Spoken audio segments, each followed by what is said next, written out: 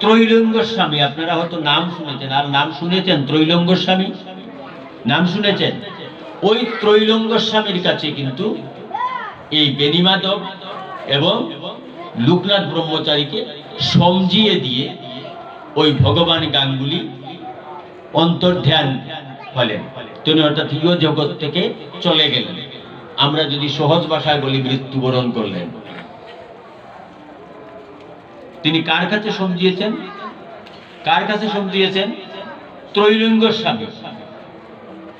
এই ত্রৈলঙ্গ স্বামী, তারপর এই ত্রৈলঙ্গ স্বামী, এর আগে কিন্তু সেই লোকনাথ ব্রহ্মচারী এবং বেণীমাধবকে নিয়ে অনেক জায়গা পরিক্রমণ করেছেন সেই ভগবান গাঙ্গুলি।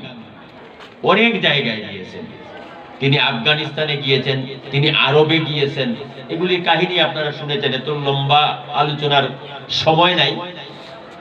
বিভিন্ন জায়গায় গিয়েছেন, গিয়ে শেষ পর্যন্ত যখন দেখলেন যে আমি চলে যাব, একজন যোগ্য লোকের কাছে সমঝিয়ে দিয়ে যাই, ওই তিনি ত্রৈলঙ্গ স্বামীর হাতে সমঝিয়ে দিলেন। পরবর্তীতে আমরা যেটি শুনি, লোকনাথ ব্রহ্মচারী তিনজন ব্যক্তিকে ব্রাহ্মণ হিসাবে স্বীকৃতি দিয়েছিলেন।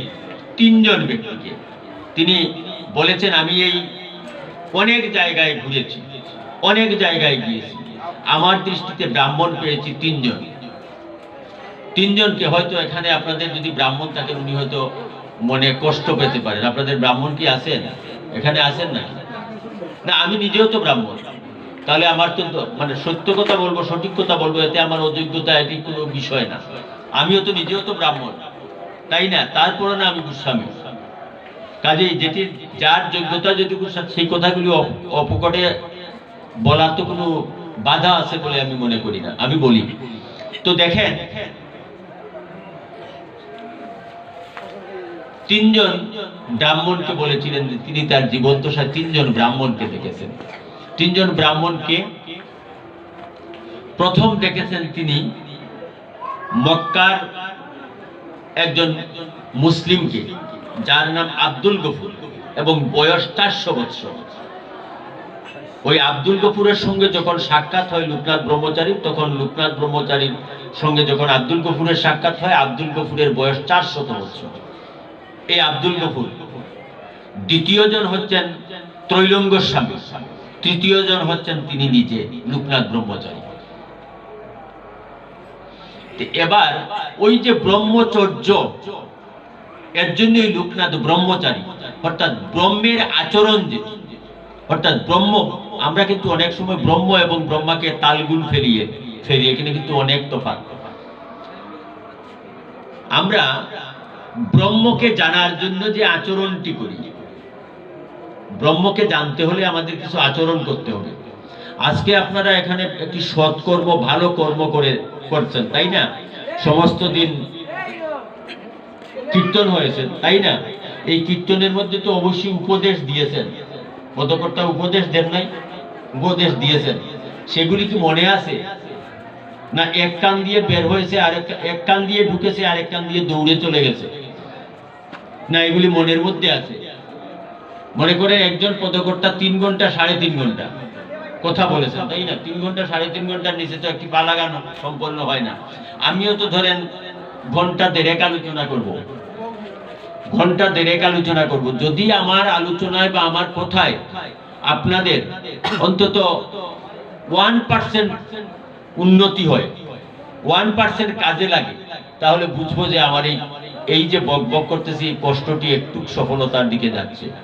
আর যদি কাজে না আসে, 0 হয়, তাহলে আমাদের এই কষ্টটি বৃথা।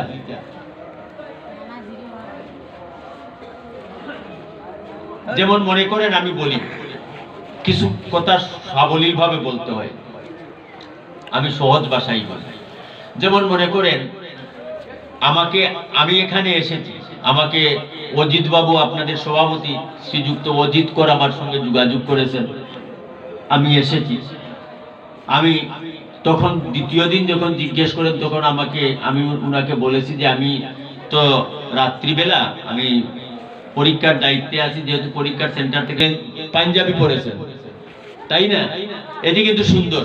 কিন্তু আগামী কাল থেকে যদি আপনারা একটি প্রতিজ্ঞা করতে পারেন যে আগামী কাল থেকে আমরা সবাই মিলে এই কাজগুলি, ভালো কাজগুলি করব, সেটি হচ্ছে এই পাঞ্জাবির চেয়েও গুরুত্বপূর্ণ এটি, যেটি আপনার জীবনকে বদলে দিতে পারে।